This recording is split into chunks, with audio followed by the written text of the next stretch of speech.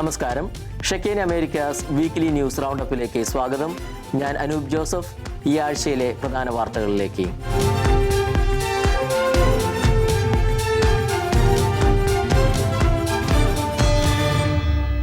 കാൽ നൂറ്റാണ്ടിനിടയിലെ ഏറ്റവും മാരകമായ US വ്യോമ ദുരന്തത്തിൽ 67 പേർ മരിച്ചു. ബുധനാഴ്ച രാത്രി റൊണാൾഡ് റേഗൻ വാഷിംഗ്ടൺ നാഷണൽ എയർപോർട്ടിൽ ലാൻഡ് ചെയ്യാൻ തയ്യാറെടുക്കുമ്പോൾ 60 യാത്രക്കാരും 4 ക്രൂ അംഗങ്ങളുമുള്ള American Airlines Bombardier jet army Black Hawk ഹെലികോപ്റ്ററുമായി കൂട്ടിയിടിച്ച് പോട്ടോമാക് നദിയിൽ പതിക്കുകയായിരുന്നു. 30 ദിവസത്തിനകം പ്രാഥമിക റിപ്പോർട്ട് ലഭിക്കുമെന്ന് നാഷണൽ ട്രാൻസ്പോർട്ടേഷൻ സേഫ്റ്റി ബോർഡ് അന്വേഷകർ പറഞ്ഞു. അപകട കാരണം എന്തുകൊണ്ടാണെന്ന് ഇതുവരെ വ്യക്തമായിട്ടില്ലെന്ന് US അധികൃതർ അറിയിച്ചു.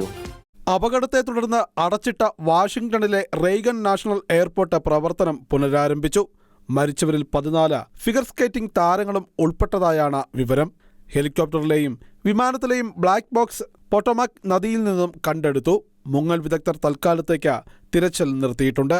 അപകടത്തെക്കുറിച്ചുള്ള അന്വേഷണ റിപ്പോർട്ട് 1 മാസത്തിനുള്ളിൽ സമർപ്പിക്കുമെന്ന് ദേശീയ ഗതാഗത സുരക്ഷാ ഏജൻസി വ്യക്തമാക്കി. ഒരു തെറ്റ് സംഭവിച്ചുവെന്നാണ് പ്രതിരോധ സെക്രട്ടറി പീറ്റ് ഹെഗ്സെത്ത് പ്രതികരിച്ചത്. അതിനിടെ അപകടത്തിൽ ബൈഡൻ സർക്കാരിനെ പഴിച്ച US പ്രസിഡന്റ് ഡൊണാൾഡ് ട്രംപ് രംഗത്തെത്തി.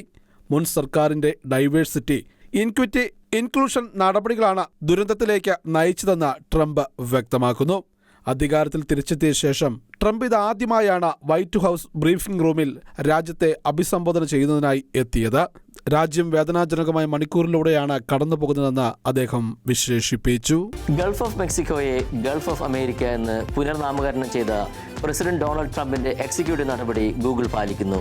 താമസിയാതെ പേരുമാറ്റം ഗൂഗിൾ മാപ്പിൽ ദൃശ്യമാകും. അമേരിക്കൻ പ്രസിഡന്റ് ഡൊണാൾഡ് ട്രംപിന്റെ പ്രഖ്യാപനത്തെ തുടർന്നാണ് ഗൾഫ് ഓഫ് മെക്സിക്കോയെ ഗൾഫ് ഓഫ് അമേരിക്ക എന്ന് ഗൂഗിൾ പുനർനാമകരണം ചെയ്യുന്നത്. അമേരിക്കയിൽ നിന്നുള്ള ഉപയോക്താക്കൾക്ക് ഗൂഗിൾ മാപ്പിൽ ഗൾഫ് ഓഫ് മെക്സിക്ക എന്നത് ഗൾഫ് ഓഫ് അമേരിക്ക എന്നാണ് ദൃശ്യമാവുക. അലാസ്കയിലെ ഡെനാലിയ പർവ്വതം അതിന്റെ പഴയ പേരായ മൗണ്ട് മക്കിൻലി എന്നും അറിയപ്പെടും. ട്രംപ് ഭരണകൂടം കഴിഞ്ഞയാഴ്ചയാണ് ഗൾഫ് ഓഫ് അമേരിക്ക എന്ന് പുനർനാമകരണം ചെയ്തത്. എല്ലാ ഔദ്യോഗിക രേഖകളിലും പ്ലാറ്റ്ഫോമുകളിലും ഗൾഫ് ഓഫ് അമേരിക്ക എന്ന പദം സ്വീകരിക്കാൻ ഫെഡറൽ ഏജൻസികൾക്ക് നിർദ്ദേശം നൽകി. സർക്കാർ ഉത്തരവിനെ തുടർന്നുള്ള പേരുമാറ്റം സാധാരണ നടപടിയാണെന്നാണ് സംഭവത്തിൽ ഗൂഗിളിന്റെ വിശദീകരണം. അമേരിക്കയിൽ നിന്ന് തിരയുന്നവർക്ക് മാത്രമാണ് പേരുമാറ്റം ബാധകമാവുക. മെക്സിക്കോയിൽ നിന്ന് തിരയുന്നവർക്ക് ഉൾക്കടലിന്റെ പഴയ പേരായ ഗൾഫ് ഓഫ് മെക്സിക്ക എന്ന് തന്നെ കാണാനാകും. മറ്റ് രാജ്യങ്ങളിൽ നിന്നുള്ളവർക്ക് 2 പേരും ദൃശ്യമാകും വിധമാണ് സജ്ജീകരണം. വളരെയേറെ അവസരങ്ങളേകുന്ന കൃത്രിമ ബുദ്ധി മനുഷ്യനെ യന്ത്രങ്ങളുടെ അടിമയാക്കി മാറ്റുന്ന മഹാവിപത്തിനെ കുറിച്ച് മുന്നറിയിപ്പ് നൽകുന്ന രേഖ പുറത്തുവിട്ട് വത്തിക്കാൻ. പുരാതനവും പുതിയതും എന്നർത്ഥം വരുന്ന അന്ത്യൂക്കോ എത്ത് നോവ എന്ന ശീർഷകത്തിലാണ് ജനുവരി 28-ന് രേഖ പ്രകാശനം ചെയ്തിരിക്കുന്നത്. പുരാതനവും പുതിയതും എന്നർത്ഥം വരുന്ന അന്ത്യോക്യ എത്നോവ എന്ന ശീർഷകത്തിലുള്ള രേഖ വത്തിക്കാന്റെ വിശ്വാസകാര്യങ്ങൾക്കായുള്ള വിഭാഗവും സാംസ്കാരിക വിദ്യാഭ്യാസ കാര്യങ്ങൾക്കായുള്ള വിഭാഗവും ചേർന്ന് ജനുവരി 28 ചൊവ്വാഴ്ച പ്രകാശനം ചെയ്തു.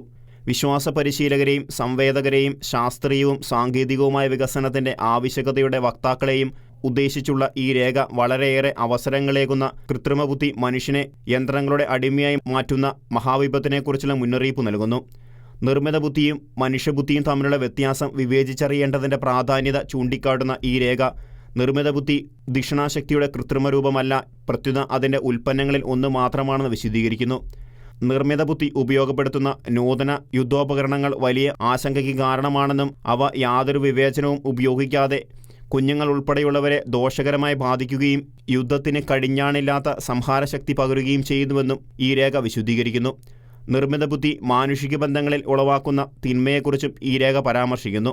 വിനാശകരമായ ഏകാന്തതയ്ക്ക് ഇത് കാരണമാകുന്നുവെന്നും അത് കുഞ്ഞുങ്ങളുടെ വളർച്ചയെ ദോഷകരമായി ബാധിക്കുന്നുവെന്നും രേഖ മുന്നറിയിപ്പ് നൽകുന്നു.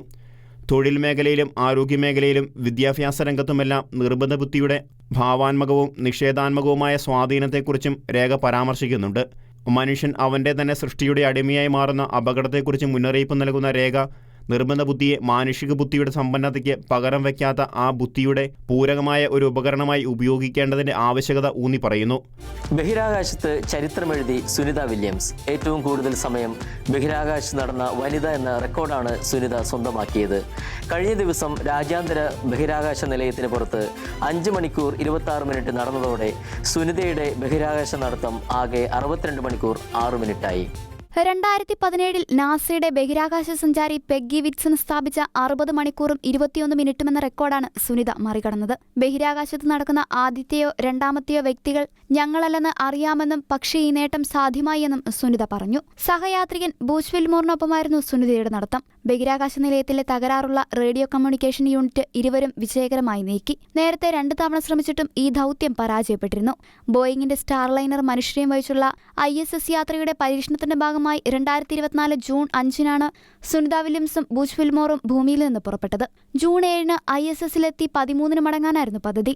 എന്നാൽ സ്റ്റാർലൈനർ പേടകത്തിന്റെ തകരാറുകളും ഹീലിയം ചോർച്ചയും കാരണം മടക്കയാത്ര നീണ്ടു.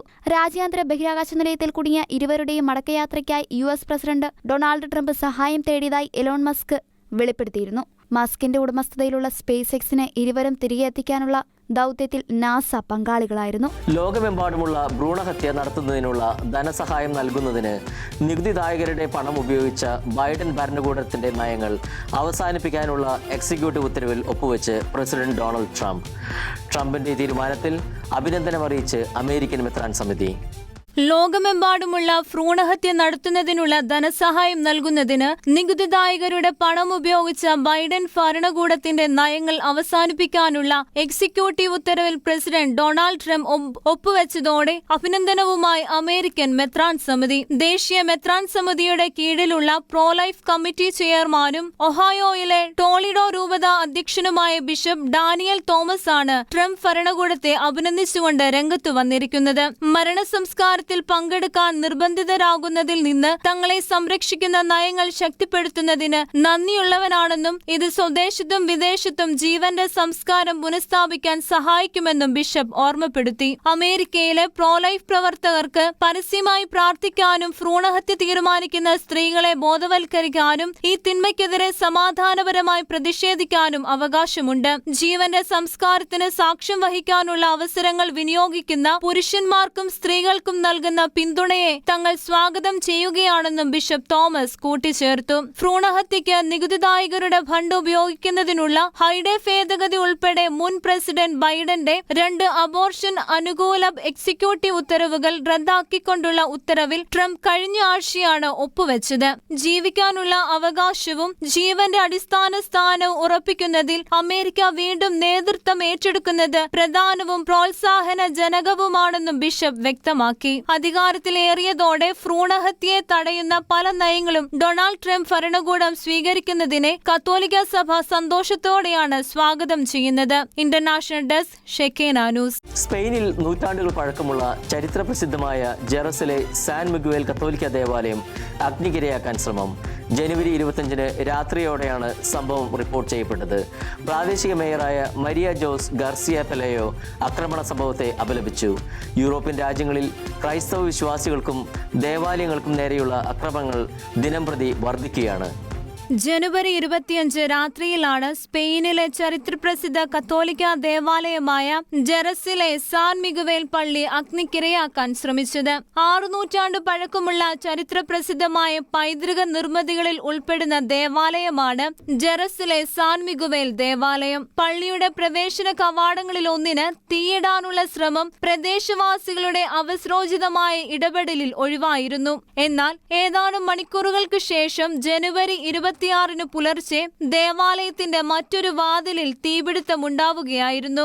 ഇത്തവണ അഗ്നിശമന സേനയുടെ ഇടപെടലിലാണ് തീ നിയന്ത്രണ വിധേയമാക്കാൻ സാധിച്ചതെന്ന് വിയന്ന ആസ്ഥാനമായി പ്രവർത്തിക്കുന്ന observatory of tolerance and discrimination against Christians in Europe സംഘടന വ്യക്തമാക്കി. 2 സമയങ്ങളിലായി നടന്ന ഒരേ സംഭവം പോലീസ് അന്വേഷിച്ചു വരികയാണ്.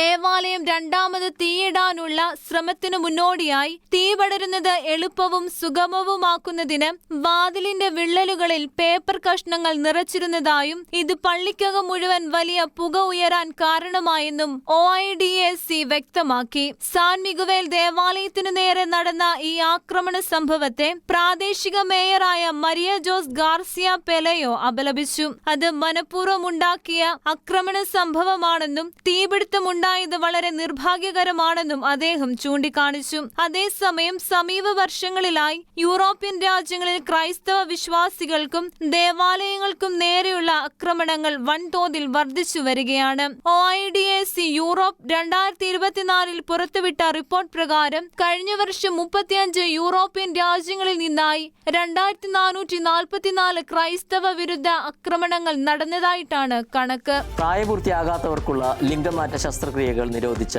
ട്രംപിന്റെ ഉത്തരവിനെ അഭിനന്ദിച്ച് ബിഷപ്പ് റോബർട്ട് ബാരൻ. മിനസോട്ട ബിഷപ്പും US conference of Catholic bishops കമ്മിറ്റിയുടെ ചെയർമാനുമായ ബിഷപ്പ് ബാരൻ ഒരു പ്രസ്താവനയിലൂടെയാണ് ഉത്തരവിനെ സ്വാഗതം ചെയ്യുന്നതായി അറിയിച്ചത്. പ്രായപൂർത്തിയാകാത്തവർക്കുള്ള ട്രാൻസ്ജെൻഡർ മെഡിക്കൽ ശസ്ത്രക്രിയകൾക്കുള്ള ഫെഡറേഷൻ ഫണ്ടിംഗ് നിരോധിച്ചുകൊണ്ട് പ്രസിഡന്റ് ഡൊണാൾഡ് ട്രംപിന്റെ സമീപകാല എക്സിക്യൂട്ടീവ് ഉത്തരവിനെ അഭിനന്ദിച്ച് ബിഷപ്പ് റോബർട്ട് ബാരൻ ഒരു പ്രസ്താവന പുറത്തിറക്കി. അൽമായർ, വിവാഹം, കുടുംബജീവിതം, യുവജനങ്ങൾ എന്നിവയെക്കുറിച്ചുള്ള US conference of Catholic bishop കമ്മിറ്റിയുടെ ചെയർമാൻ എന്ന നിലയിൽ പ്രസിഡന്റിന്റെ എക്സിക്യൂട്ടീവ് ഉത്തരവിനെ സ്വാഗതം ചെയ്യുന്നുവെന്ന് ബിഷപ്പ് ബാരൻ പ്രസ്താവനയിൽ പറഞ്ഞു.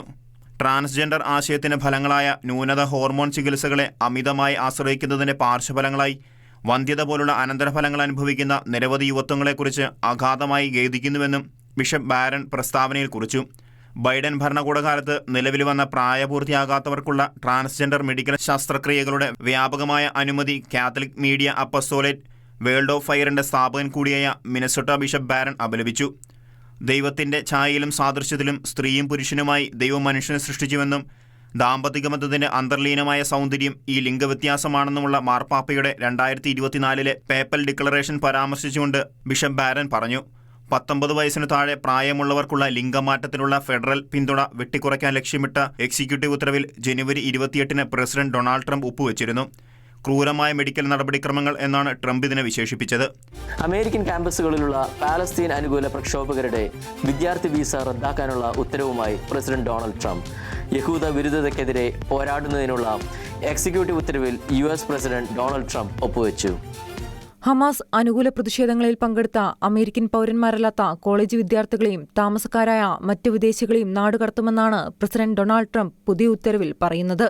അമേരിക്കൻ ജൂതന്മാർക്കെതിരായ തീവ്രവാദ ഭീഷണികൾ, തീവെപ്പ്, നശീകരണ പ്രവർത്തനങ്ങൾ, അക്രമം എന്നിവയ്ക്കെതിരായ കർശന നടപടികൾ സ്വീകരിക്കുമെന്നും ഉത്തരവിൽ വ്യക്തമാക്കുന്നുണ്ട്. ക്യാമ്പസുകളിലും തെരുവുകളിലുമുള്ള യഹൂദവിരുദ്ധത ചെറുക്കുന്നതിന് നീതിന്യായ വകുപ്പിന്റെ പെട്ടെന്നുള്ള നടപടിയും ഉത്തരവിലുണ്ട്.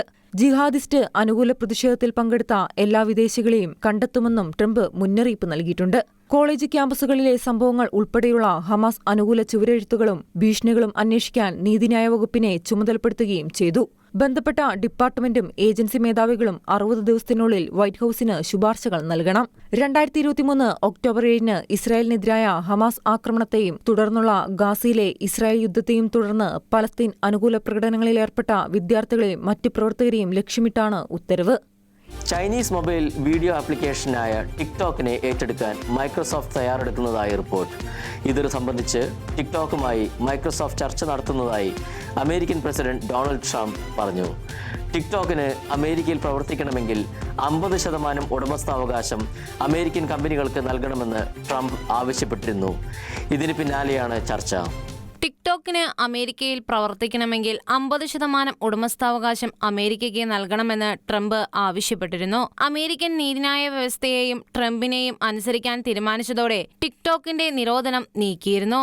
ആപ്പിന്റെ പ്രവർത്തനം രാജ്യത്ത് പുനഃസ്ഥാപിക്കുകയും ചെയ്തിരുന്നു. 50% ഓഹരികളും അമേരിക്കയ്ക്ക് കൈമാറാമെന്ന തീരുമാനം ടിക്ടോക്ക് അംഗീകരിച്ചതിനാലാണ് പ്രവർത്തനം പുനഃസ്ഥാപിക്കാൻ സാധിച്ചത്.